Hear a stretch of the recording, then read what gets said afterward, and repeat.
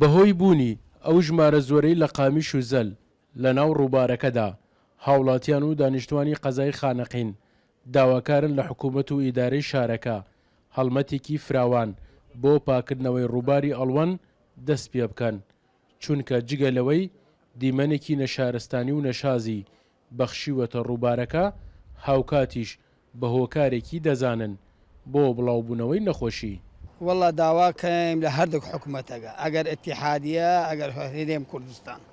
بان لەی زر و زبالە پاکمانەوە بکەن لە ناو ئەی ئەلوەنە والله هەر دڵمان قەڵب و تەماشای ناو ئەلوەن بکەین قامیش زباڵەی دنیا دەبەی دنیا والله جارانەی ئاو ئەلوەنە عالم لە بەغداوە ئاهات سەیریە کرد تەماشایە کرد لە جوانی لە خۆشی ئەرامە لەکردن ئەسەوە حاڵیە تەماشای بکە ئاو ئەلوەنیە دوێنێ نێشی ئاو هەست وەناو ئاو ئەلوەنە وەلاکن وەفعل و عەمەل دیار نییە کشتی قامیش و پیسی و دڕگ و زباڵە و جاران سیرم کرد دیمەنێکی جوانی هەبوو بەڵام ئیسا ئەو جوانیە تێک شووە ئەو جوانیت تێک شووە داواکارم لە بەڕێزان و ئەوانەی کە هەوڵیان بدەن پاکی بکەنەوە بۆ ئارامی و پاکتر لەبەرەوە ئەم ڕووبارە هەموو میکرۆباتی تایە نەخۆشی تایە هەموو شتەکان لەم لاوە ڕوئەدا ئەڵێن کڕۆنە ئەوە کڕۆنەیە.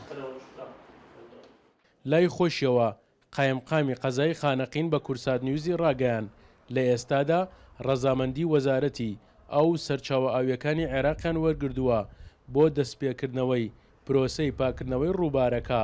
بەڵام بەهۆی نەبوونی ئامێری تایبەت بە پاکردنەوەکە پرۆسەکە دواکەوتووە. پێشتر ڕەزامەندی درا لەسەر پاکردنەوەی ڕووباری ئەڵوان کە بە درێژایی 3 کیلومترە لە ناو شارەوە بەڕاستی ئێستا دیمەنێکی زۆر خراپی داوەتە شارەکە بەڵام لەبەر نەبوونی ئامێری پێویست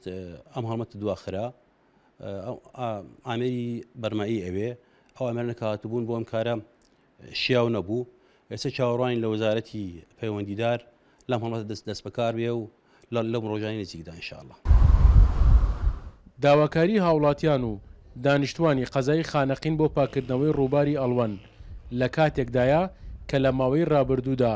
چەند ساڵ جارێک پرۆسەی پاکردنەوەی ڕووباری ئەڵوەن ئەنجام دەدرا بەڵام لە ئێستادا زیاتر لە 15 ساڵە تا ئێستا ئەم ڕووبارە پاک نەکراوەتەوە. سەرکەوت ئەحمەد، کورسات نیوز، خانەقین.